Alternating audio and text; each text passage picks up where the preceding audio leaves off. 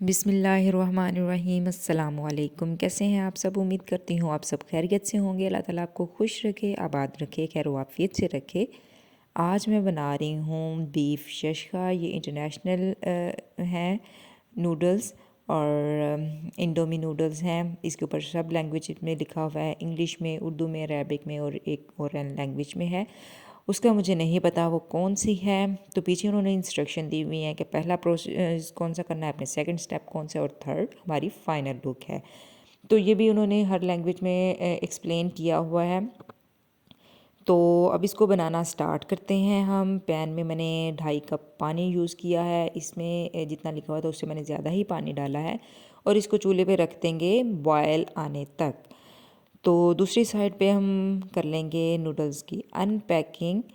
तो इसको अनपैक करते हैं। ये मैंने लिया है 70 ग्राम का ये पैकेट था, इसमें बड़ा साइज़ भी आता है। तो मैंने कहा पहले छोटे को ट्राई करें कि ये कैसा है इसका फ्लेवर, उसके बाद ही बड़ा लिया जाए।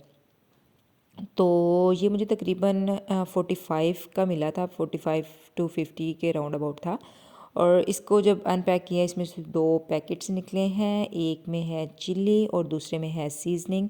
तो वो भी मैं आपको कट करके दिखा देती हूँ दोनों किस तरह के हैं, क्योंकि मुझे तो इसको देख के बहुत एक्साइटमेंट हो रही है कि जल्दी जल्दी ये बने और इसको मैं टेस्ट करूँ और आपको इसका रिव्यू दूँ कि ये कैसी हैं। आपको भी ट्राई करनी चाहिए या नहीं करनी चाहिए।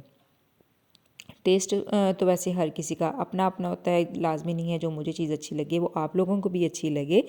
लेकिन मैं आपको ऑनेस्ट इसका रिव्यू दूंगी कि मुझे ये कैसे लगे हैं।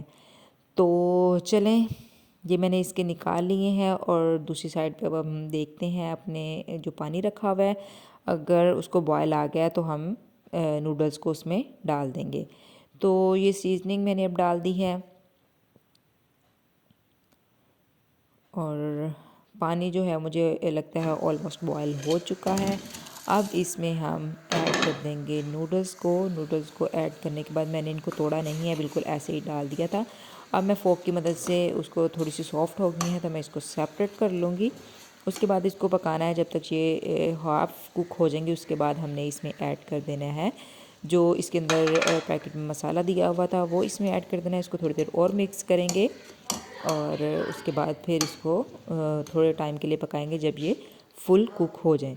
तो ये रेडी हो गई हैं यहाँ पे, इसको डिश आउट कर लेते हैं।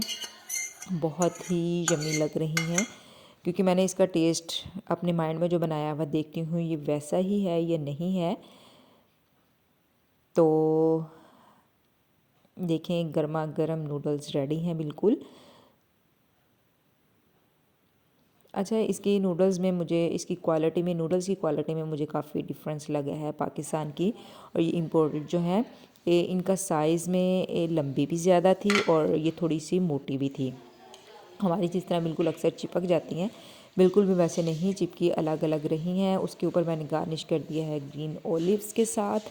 तो ये देखें, माउथ वाटरिंग, बहुत अमेजिंग।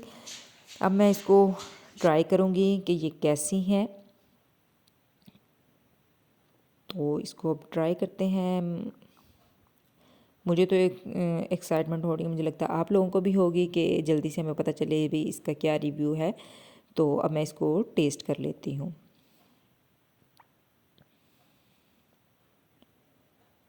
तो यहाँ मैंने इसको टेस्ट किया है। तो टेस्ट करने के बाद मुझे ये बस इतना कोई ख़ास नहीं लगा, मुझे ये नॉर्मल लगा है।